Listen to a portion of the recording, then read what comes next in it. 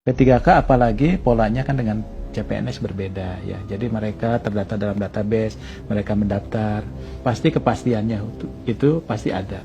Nah justru itu untuk menjamin kepastian mereka aja. Cuma ya tadi harus bersabar sambil nunggu teman-teman yang lain. Ini ada waktu nih teman-teman bisa untuk belajar, berinteraksi, berkoordinasi dan sebagainya gitu.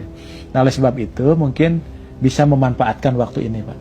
Ya, khususnya nanti Pak Waka juga berencana akan koordinasi dengan biro-biro kepegawaian ya Pak, dengan biro-biro SDM supaya bagaimana nanti waktu luang ini bisa dimanfaatkan juga untuk pembinaan, untuk juga meningkatkan pengetahuan. Enggak gini. Pertama, gue nggak ngerti kenapa klarifikasinya harus berbentuk podcast bapak-bapak so asik begini. Kayak sok-sok anak muda tapi norak. Yang kedua, gue paksain nonton tuh sampai habis satu video itu dengan harapan gue menemukan satu jawaban dari keresahan teman-teman yang paling banyak gitu. Karena banyak yang lapor ke gue, nggak cuma satu, banyak keterima CPNS, resign dari kantor lama, udah beli tiket pesawat, bahkan udah pindah ke lokasi penempatan. Gue tanya, kenapa lu resign? Nekat banget lu. Bukan nekat bang, soalnya kan kantor lama 1 month notice. Oh iya, kalau jadwal pengangkatannya April, Maret dia emang udah harus resign. Well, that makes sense. Bahkan ada yang 2-3 bulan katanya. Terus gue harus nunggu sampai Oktober, bahkan 1 Maret 2026. Anak istri gue mau makan apa? Dan gak ada jawabannya. Jawabannya cuman ya kita manfaatkan waktu ini untuk belajar. Belajar. Dikira ngasih makan anak pakai ilmu, pakai duit.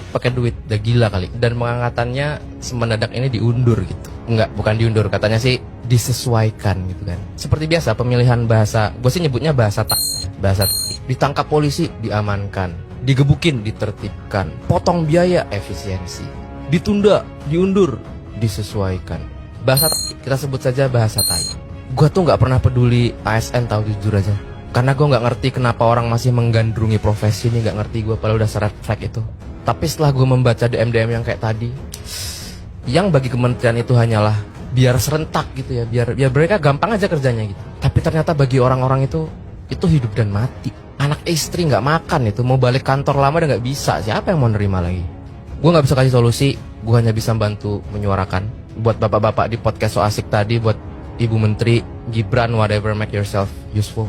Saran saya batalin aja, laksanakan sesuai jadwal awal. Somehow gue berharap ini cuman kebijakan cek ombak seperti biasa, tau gak lo?